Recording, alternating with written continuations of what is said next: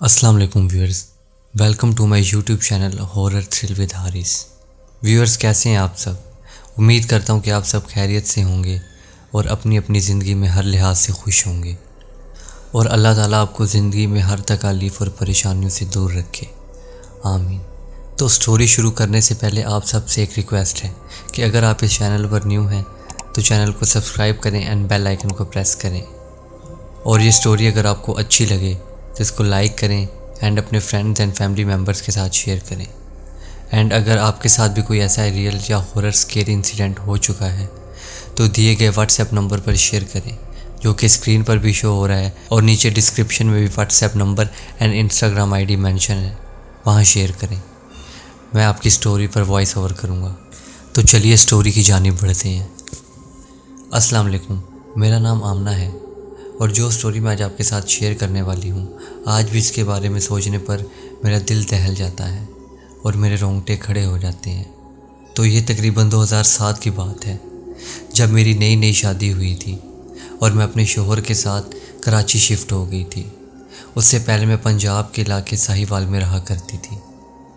Karachi shift ہونے کے بعد میرا شوہر اور میں ایک علیحدہ گھر میں رہا کرتے تھے، جو کہ کرائے کا گھر تھا، اور تقریباً ہم نے 2 ماہ اسی گھر میں رہ کر گزارے۔ لیکن میرے شوہر اور میں نے جلد ہی اپنا ذاتی گھر لینے کے لیے گھر کی تلاش شروع کر دی، اور ہمیں ایک بہت اچھا 10 مرلے کا گھر ایک سوسائٹی میں مل گیا، جس کی پرائس بھی بہت ہی مناسب تھی، کیونکہ وہ سوسائٹی ابھی بالکل نیو تھی اور ڈیولپ ہو رہی تھی، اور وہاں کی آبادی بہت زیادہ کم تھی، اس لیے وہاں کے ریٹس بہت ہی کم تھے، اور ہمیں ایک 10 مرلے کا گھر بہت ہی پسند آیا۔ تو میرے ہسبینڈ نے کچھ سیونگز کی ہوئی تھی، لیکن جو پیسے ہمارے پاس کم ہو رہے تھے وہ ہم نے بینک سے لون لیا اور اس گھر کی ڈیل ڈن کی، اور بچے کچھ پیسے سے ہم نے گھر کے لیے کچھ فرنیچر وغیرہ لیا اور ضرورت کی اشیاء لی۔ اس کے بعد ہم 15 سے 20 دن کے اندر اس گھر میں شفٹ ہو گئے۔ گھر کے بارے میں آپ کو بتاتی چلوں تو وہ ایک بہت کھلا اور ویل ڈیکوریٹڈ گھر تھا۔ باہر مین گیٹ سے اندر انٹر ہوتے ہی ایک بہت بڑا لون، ایک ٹی وی لاؤنج، 3 کمرے، ایک بڑا سا ڈرائنگ روم اور ایک کچن تھا، اور اوپر سیکنڈ فلور بھی سیم ایسا ہی بنا ہوا تھا۔ وہ ایک ڈبل سٹوری گھر تھا، لہٰذا ہم نے وہاں پر جب اپنا سامان شفٹ کیا تو سارا سامان جو ہے وہ ہم نے نیچے والے پورشن میں ارینج کیا، اور اوپر والا پورشن جو ہے وہ خالی ہی رہا، کیونکہ ہم 2 ہی بندے تھے تو ہم بمشکل نیچے والا ہی جو ہے وہ پورشن یوز کرتے تھے، اوپر والے کی ہمیں کبھی ضرورت ہی نہیں پڑی۔ اس گھر کا ڈرائنگ روم ایسا تھا کہ وہاں پہ بڑے بڑے گلاس ڈورز لگے ہوئے تھے لون والی سائڈ پر، جن کو جب رات کے ٹائم کھول دیا جاتا تھا تو وہاں سے بہت اچھی ہوا پاس آؤٹ ہوتی تھی۔ جن دنوں میں ہم اس گھر شفٹ ہوئے تھے وہ گرمیوں کے دن تھے، اگست کا مہینہ تھا، اور کراچی کی آب و ہوا ایسی ہے کہ وہاں پہ دن میں بہت شدید گرمی ہوتی تھی، اور رات کو ہلکی ہلکی ہوا چلنے لگ جاتی تھی، اور پوری رات ہلکی ہلکی ہوا چلتی رہتی تھی۔ تو میرے ہسبینڈ اور میں یوں کرتے تھے کہ ہم ڈرائنگ روم میں سو جایا کرتے تھے، کیونکہ وہاں پہ جو بڑے بڑے گلاس ڈورز ہیں جو کہ لون کے ساتھ کنیکٹ ہوتے تھے، ہم ان کو کھول دیا کرتے تھے، اور وہاں سے ہوا پاس آؤٹ ہوتی رہتی تھی، تو گرمی کا اتنا کوئی احساس نہیں ہوتا تھا، اور فین بھی آن رہتا تھا۔ تو ایک دن ایسا ہوا کہ میرے شوہر اپنے آفس گئے ہوئے تھے اور میں بالکل گھر پر اکیلی تھی، تو میں اپنا زیادہ تر ٹائم ایسے پاس کیا کرتی تھی، یا تو کوئی ٹی وی سیریل دیکھ لیا کرتی تھی، یا پھر اپنے رشتہ داروں وغیرہ سے کال پر بات وغیرہ کر لیا کرتی تھی۔ سب سے پہلے تو میں گھر کی صفائی کیا کرتی تھی صبح اٹھ کر، اس کے بعد جو بھی کوئی گھر کا کام وغیرہ ہوتا تھا، کھانا پکانا یا کپڑے وغیرہ دھونا، وہ کر کے پھر میں ٹی وی سیریلز دیکھ لیا کرتی تھی، یا اپنے ریلیٹیوز کے ساتھ جو ہے وہ فون پر بات کر لیا کرتی تھی۔ تو ایک دن میں ایسے ہی وہ بیٹھ کر ٹی وی سیریل دیکھ رہی تھی، تو مجھے ایسا محسوس ہوا کہ جیسے اوپر جو ہے وہ اوپر والے فلور سے آواز آئی ہے کسی چیز کے گرنے کی۔ تو میں نے سمجھا کہ جو چھت کا دروازہ ہے وہ کھلا ہوا ہوگا شاید، تو وہاں سے کوئی بلی یا کوئی چیز نیچے آ گئی ہوگی، اس لیے میں اوپر گئی اور میں نے کہا کہ بلی کو باہر نکال دوں، ورنہ اگر یہ نیچے آ گئی تو یہ بیڈ وغیرہ یا صوفے وغیرہ کو خراب کرے گی۔ لہٰذا میں اوپر گئی تو میں نے دیکھا کہ جو اوپر چھت کی طرف دروازہ کھلتا ہے وہ تو بند تھا۔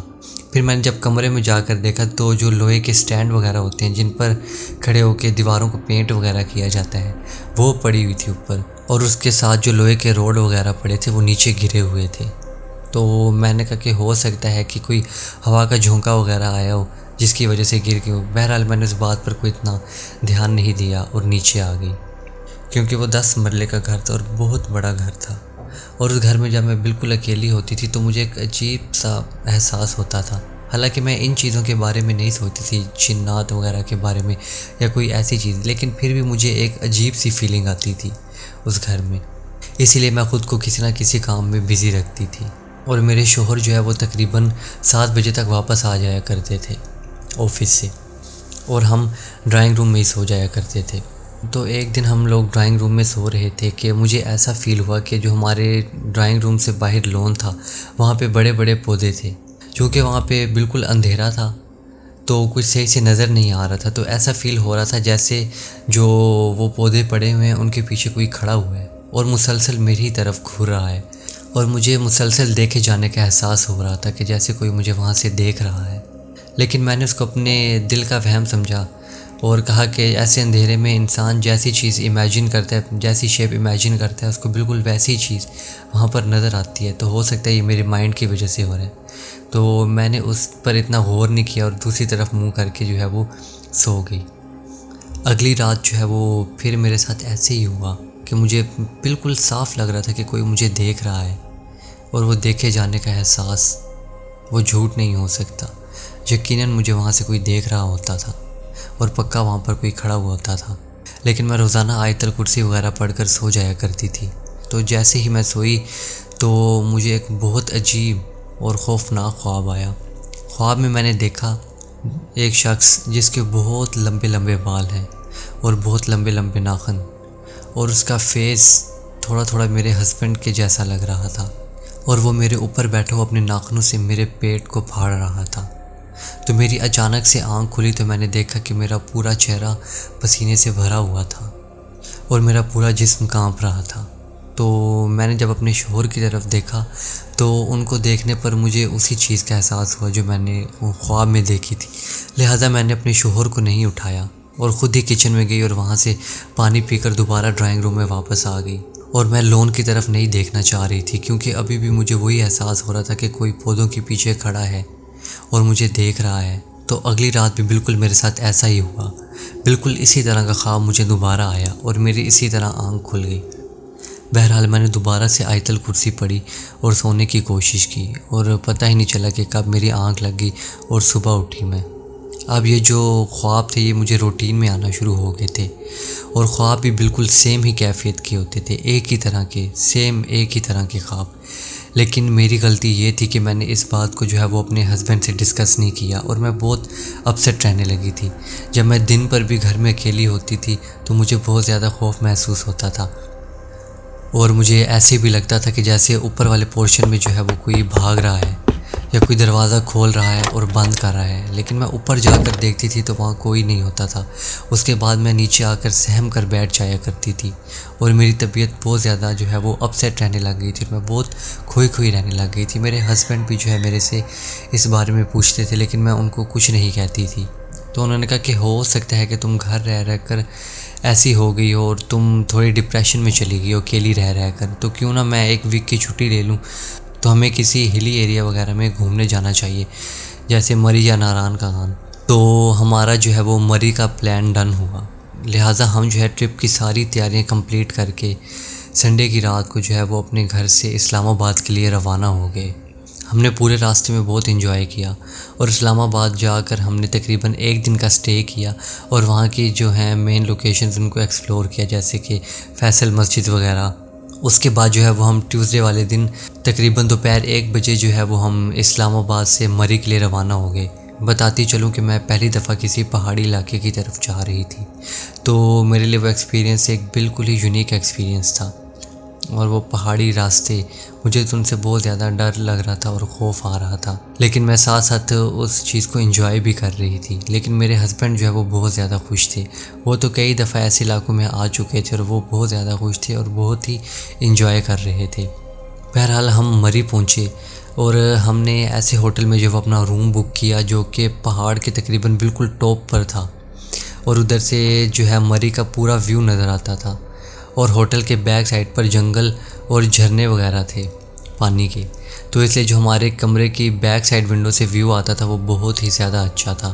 تو اسی طرح کے ایک رات کی بات ہے، میرے ہسبینڈ جو ہے وہ ہوٹل سے باہر گئے ہوئے تھے کھانے پینے کے لیے کچھ لینے، تو میں بھی اپنے روم میں بیٹھی ان کا ویٹ کر رہی تھی اور بور ہو رہی تھی۔ تو میں اٹھی اور بالکنی کی طرف چلی گئی جو پیچھے جھرنے کی طرف تھی، اور وہاں سے باہر کا نظارہ دیکھنے لگی، اور دیکھنے میں مجھے وہ بہت سکون آ رہا تھا اور بہت اچھا احساس ہو رہا تھا وہ ویو دیکھنے میں۔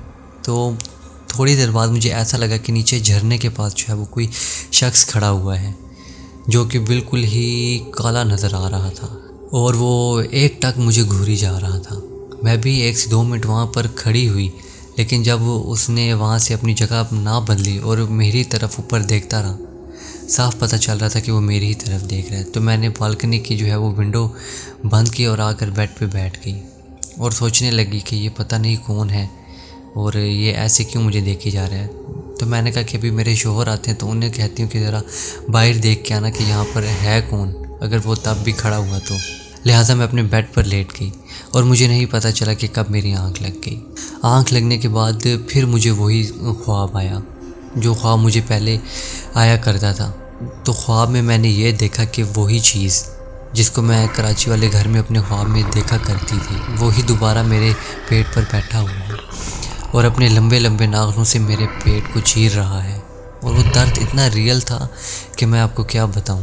ایسے لگ رہا تھا جیسے وہ سب میرے ساتھ سچی میں ہو رہا ہو، ریئل میں ہو رہا ہو میرے ساتھ، واقعی میں کوئی میرا پیٹ چیر رہا ہو، اتنی درد محسوس ہو رہی تھی۔ تو اس درد کی وجہ سے اچانک میری آنکھ کھل گئی۔ تو جیسی میری آنکھ کھلی میں نے اٹھنے کی کوشش کی، لیکن میرے سے اٹھا نہیں جا رہا تھا۔ ایسے لگ رہا تھا واقعی میں میرے اوپر کچھ بیٹھا ہوا ہے، لیکن وہاں پر کچھ نظر نہیں آ رہا تھا۔